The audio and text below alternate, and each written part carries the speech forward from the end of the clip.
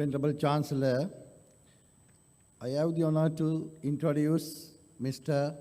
Tetsuya Yamada, Chief Representative of JICA International Cooperation Agency in Sri Lanka, to deliver the Convocation address today. Mr. Tetsuya Yamada has obtained his bachelor's degree in law from the University of Tokyo, Japan, master's in law from the Cornell University, United States of America. He has spent his entire career in the field of development cooperation. He has wide experience in various geographical and thematic areas, especially official development assistance loans and capacity development for infrastructure projects on public transportation, electric power, water supply, education, mostly in Asia, as well as private sector investment finance. He also led a team focused on human resource management as personal director. Major positions he has held are Director, Personnel Division, Human Resource Management Department, JICA, Senior Representative in JICA Philippine Office, Director, Central Asia and Caucasus Division, East and Central Asia and Caucasus Department, Director, Private Sector Partnership Division, and Investment Officer, Private Sector Investment Office, JICA. He was instrumental to establishment of new Japan International Corporation and Japan Bank for International Cooperation, well known as JBIC. Mr. Tetsuya Yamada was the first secretary to the Embassy of Japan in Republic of Uzbekistan. Mr. Tetsuya Yamada assumed his current position of Chief Representative of JICA Sri Lanka office in April 2021.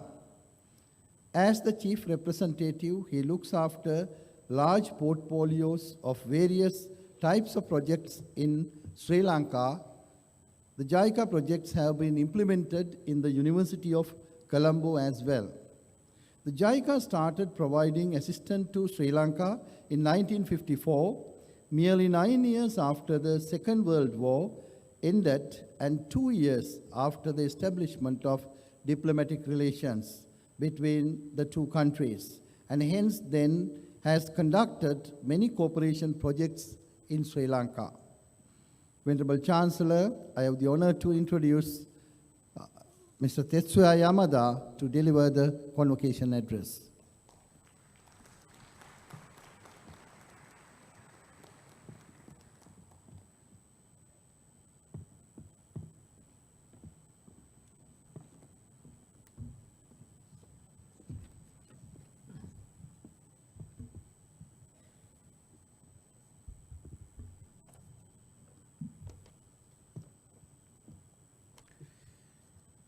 Can you show the slide, please? Yes, thank you.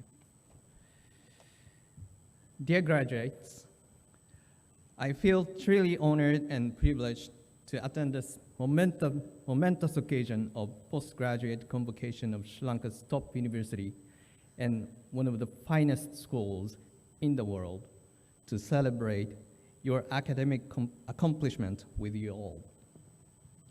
Needless to say, you must have gone through an extra tough time due to the COVID-19 pandemic as well as economic crisis.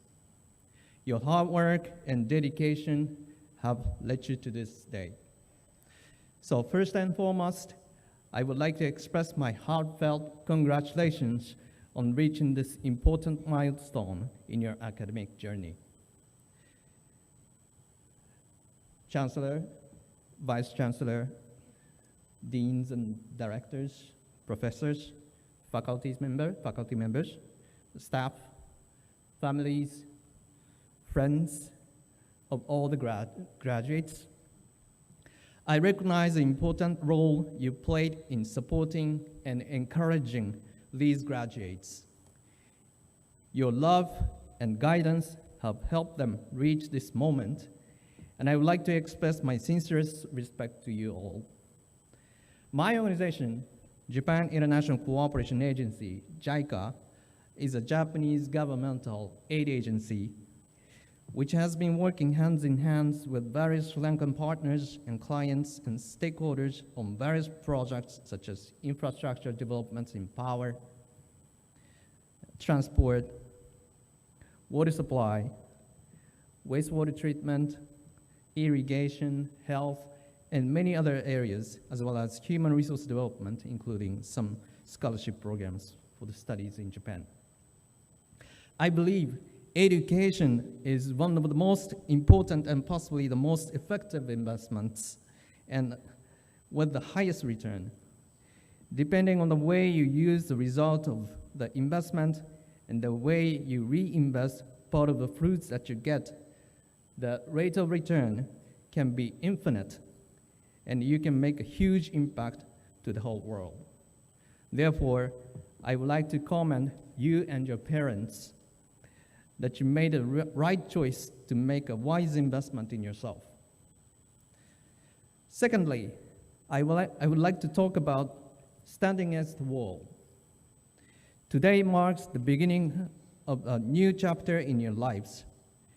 As you move forward, remember the lessons you've learned, the friendship you've made, and the experiences that have shaped you.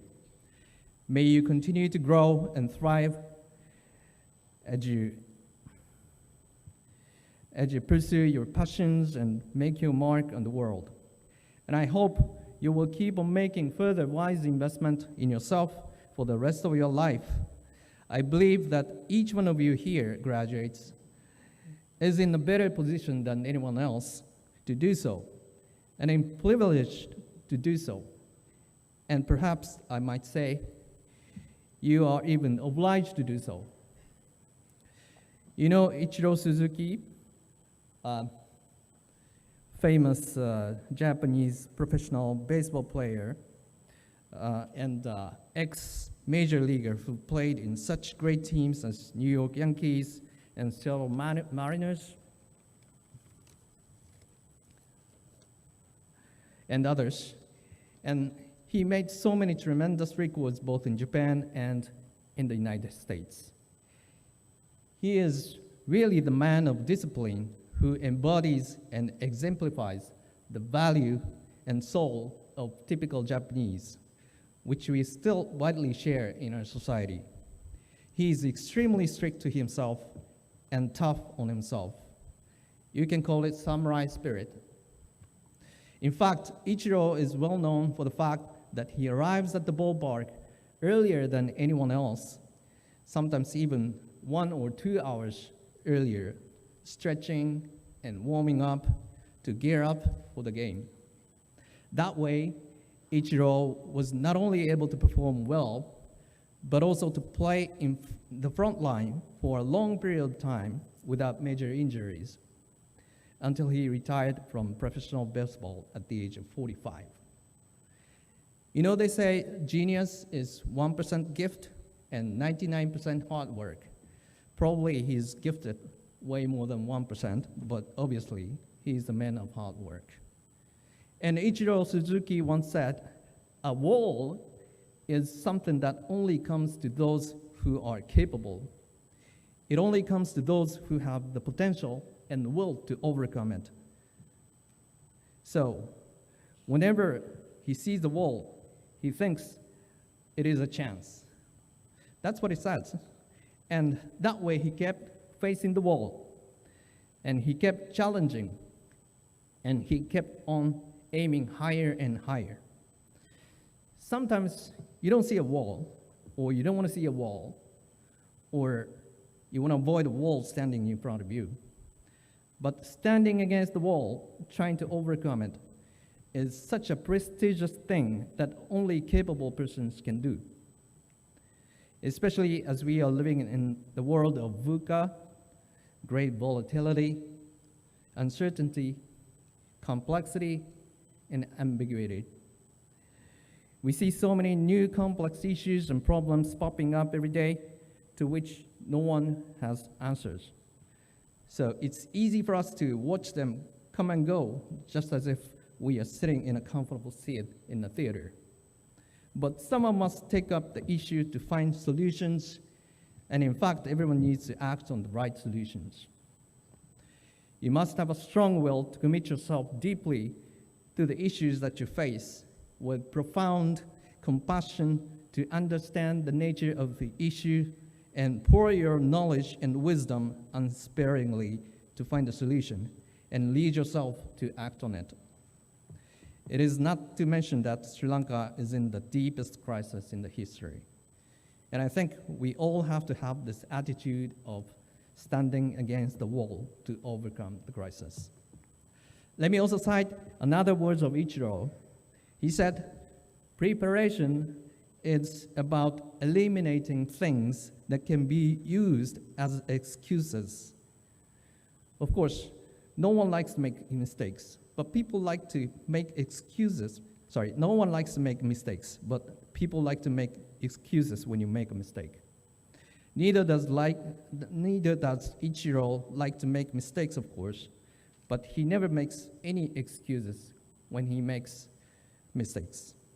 Rather, he tries to eliminate the thing that he could possibly use as an excuse and to prepare himself for the success for the next time. True learning opportunities lie in failure rather than in success. And you're still young, so you can afford to make mistakes. So don't be afraid of making mistakes and keep engaging yourself for the better result instead of making excuses. The former president of JICA also used to tell us, the employees, whenever he addressed the staff, to stand in the batter's box and play instead of just watching others play baseball games. So keep standing against the wall, don't be afraid of making mistakes, and learn from the mistake to finally overcome it and to make a difference in the world. Thirdly, I'd like to talk about friendship. I would like to remind you that as you leave the university and walk a separate way, you are not alone. You are part of the community of scholars, and you have the power to support and inspire each other as you navigate your own challenges and opportunities ahead. You know, there is an old African proverb that goes like, if you want to go fast, go alone. If you want to go far, go together. Sometimes you have to make haste to run fast, but most of the time you need to walk 1,000 miles patiently if you are to achieve something important and meaningful. When you are young, you tend to think you are mighty, fully capable of doing anything you want without any help from others. I was one of them. I was a bit arrogant, and it was not until years after I graduated from the University of Tokyo that I realized that I am who I am just because of all the help I got from everyone around me. Now I am working at JICA, trying to help our clients in need, trying to build our friendship stronger under a corporate vision of leading the world with trust. In Japan, there is one traditional idiom, ichigo ichie. It really means one time, one meeting, or once in a lifetime encounter. The word ichigo ichie dates back to the 16th century tea ceremonies in Japan. One of the famous old tea books in Japan teaches that encounter with someone new or the moment you spent with person you meet will never be replicated again. Therefore, the host of the tea ceremony has to take the greatest care of every aspect of gathering to treat the guest. And the guests, for their part, must also understand that the gathering cannot repeat again, and appreciating how the host has flawlessly planned it, must also participate with true sincerity.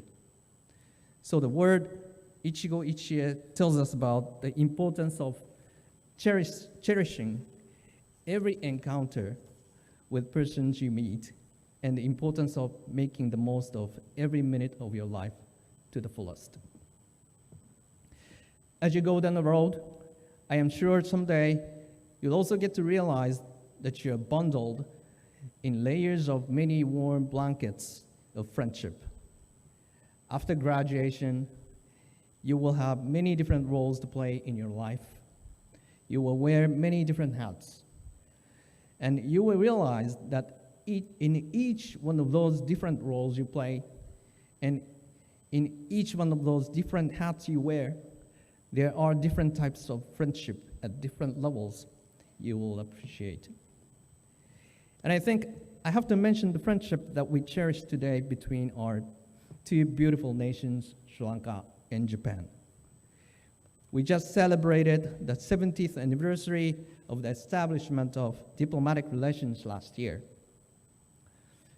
The long-standing friendship started with the famous words of J.R. Jayawardenna at the San Francisco Peace Conference in 1951, after the Second World War, citing Lord Buddha's quote, "Hatred does not cease by hatred, but by love." And he called upon international society for waiving the reparation and for supporting Japan to get back to the international community as a sovereign nation. This is nothing but one big warm blanket of friendship Sri Lanka had offered to Japan to support Japan. Japan still owes much to Sri Lanka and its people for the true friendship and support that still affect our day-to-day life even after several generations from the peace conference. Speaking about the friendship between Sri Lanka and Japan, I am particularly thankful to the Vice Chancellor of University of Colombo, Senior Professor H.D. Karnaratne, who spent much time living in Japan, who speaks perfect Japanese, and who completely understands every aspect of Japan, for taking a very active role in fostering our friendly bilateral relationship further. We are living in a world of increasingly harsh environment, harsh external environment, whether it be climate, economy, or geopolitics. But if we are mindful of the relationship and respect each other, we can let our wisdom lead the way to maneuver out of this harsh environment. Congratulations once again, and I truly wish you all the best for the bright and fulfilling future. Thank you very much. ありがとうございます。Bohoma Stuti Nandri.